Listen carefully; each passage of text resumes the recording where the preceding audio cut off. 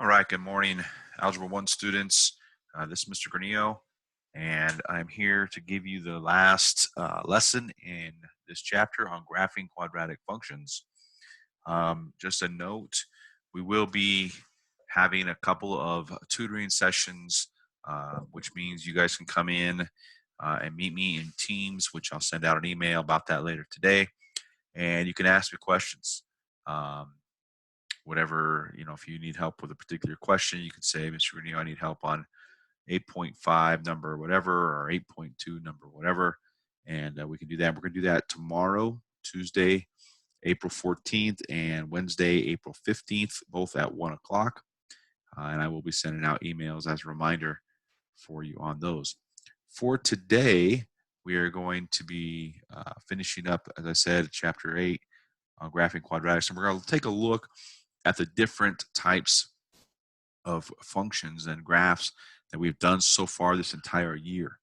Okay, and so just as that review, let's just kind of review the first type of function that we did was y equals mx plus b. Okay, that little guy is not supposed to be there. Okay, and that was a linear function, right? And so what type of graph did that make? Well, it made a line, right? Straight line, right? Could have been a linear inequality, right? Still a line. It just got some shading to go with it. But that was the very first thing that we did. And so obviously, I hope it's obvious that one way that you can tell a function is linear is by looking at its graph, right? But you also might be just have some points out there, right? Well, you want to look at those points. Say, oh, look, those kind of look like they might make a line or something like that. Okay. And so a linear graph, what's consistent about it is that it has to, we go back to slope, right? The change in y over the change in x. Okay. That has to be consistent. The change in y over the change in x. The slope is always the same all the way through here. Okay. Now, as we look at a table of a linear function, okay, let's go back to our normal x values here. Again, the domain of a linear function is all real numbers, and the range is going to be all real numbers because these ends go forever. But let's just say that we have this. Okay, it has nothing to do with these graphs over here. This is a completely new thing. But how do we know if if all we have is the table, how do we know if that's a linear function or not? Well, a couple of things. One, we want to take a look and say, are my x values going up by the same amount each time, right? Are my y values going up or down by the same amount each time? And they may not be, but these are going up by 1 each time, right? These are going down by 3, but the ratio better be the same, right? And so one way we can tell if a function is linear by looking at the table is this consistent up or down pattern in the y values, okay? So that's kind of important. All right, so that's a linear function. The second type of function that we did was an exponential function. And I know we haven't used that a lot, but it's still there. Okay, so an exponential function, you can look back in your notes and find that. Okay, but it might have looked something like this.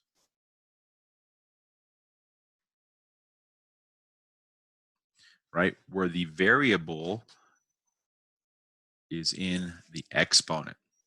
Okay, and what did that graph look like? Well, look like a couple things. Might have looked like this, right? Might have looked like, might have gone negative, right? Been decreasing. But either way, an exponential function, I hope that you can see, is clearly not linear, right? It does not make a straight line. It makes a bit of a curve. It's not a parabola like we've just been doing. It only has half of that. I should have probably finished off that guy there. Okay. What does the table look like? Well, the nice thing, it should be pretty easy to recognize an exponential function because the y values are going to look considerably different. Okay, so let's just say, for example, we were doing this particular equation right here. When x is -2, that would give us a fraction of 1/4. Okay, when x is -1, we'd have -1/2. I'm sorry, not negative. Okay. When x is 0, what's anything to the 0 power? 2 to the 0 power.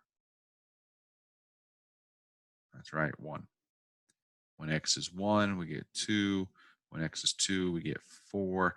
I'm going to go up a little farther on our table just so we can really see what's going to happen with these values. Okay. So when x is 3, we get 8. When x is 4, 2 to the 4th power is 16. And 2 to the 5th power is 32. What's happening here? Right? Well, everything is doubling. Right? But look at how big we got when we looked out towards the end. So the key thing for an exponential function, there's two things. Either it's going to get really big in a hurry and never come back down, or it's going to get really small in a hurry, like this graph right here did, okay, in a hurry and never go back up. So exponential functions only go in one direction and they get bigger quicker. That's what we talked about, exponential growth, exponential decay. Okay, so that is our second type of function. And then obviously the last one is the one that we've been working on. Okay, we can use y or f of x, and that is our quadratic function. Okay, and it could be in either form. Might look like this. Okay, it might look like that, but quadratic, right? Well, what shape do all quadratics make? Well, might be a parabola upside down, right? Might be a parabola right side up. Okay, but the key for the quadratic equations, it's not linear, right? It's not going in a straight line. It is curved, but so is an exponential function. But what's the difference is that it kind of goes up and down, right? It does both, right? Whereas an exponential function just starts going up and just keeps going up. A parabola has symmetry, right?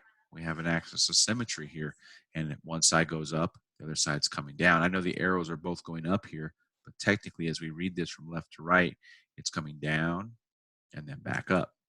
Okay, so let's take a look at the table. How are we going to know when we're seeing a table that represents a quadratic equation? Well, let's start with that and kind of look at just a basic function. Okay, we might see something like this. We might see, right? What do we notice about those? Well, there's some symmetry there, right? We get two y values that are the same, and it started going down, right? But then it went back up, right? And that's the characteristics of a quadratic equation, of a parabola, okay?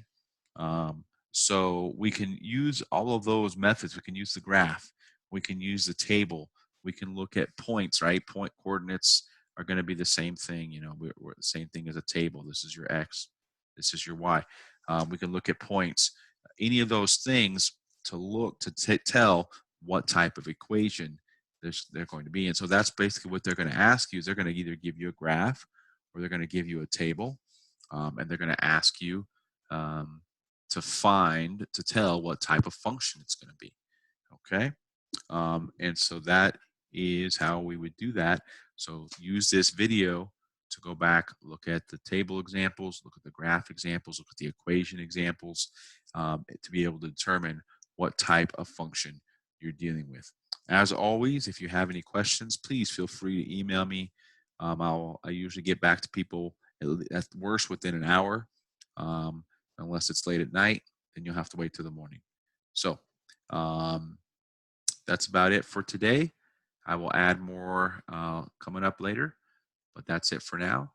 We'll see you next time.